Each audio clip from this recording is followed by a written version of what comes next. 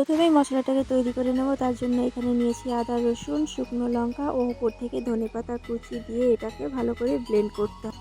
এখানে আমি 2 রকমের ডাল নিয়েছি, বুটের ডাল ও খেসারির ডাল। এতে পরিমাণ মতো লবণ ও মশলাটা দিয়ে ভালো করে মিক্স করে নিতে হবে। আমার মাখা হয়ে গেছে, এবার আটাটাকে মেখে নেব। তার জন্য প্রথমে লবণ ও তেল দিয়ে মিক্স করে অল্প অল্প করে জল দিয়ে ভালো করে আটাটাকে মেখে নিতে হবে। মাখা হয়ে গেলে এবার রুটির আকারে একটু বড় সাইজ করে বেলে নিতে হবে। খুব মোটাও না, খুব পাতলাও না।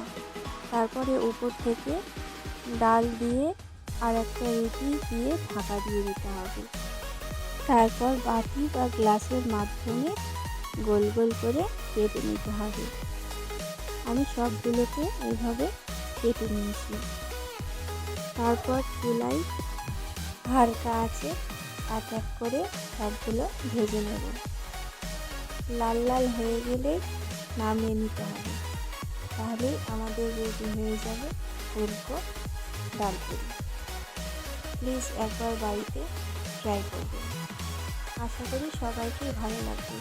এটা দেখতে যতটা সুন্দর, খেতে তার থেকে আরও সুন্দর। এটা পায়েসের সঙ্গে পরিবেশন করুন। আর আমার ভিডিওটা ভালো লাগলে প্লিজ লাইক, কমেন্ট, শেয়ার করবেন এবং আমার চ্যানেলে নতুন হয়ে থাকলে সাবস্ক্রাইব করবেন।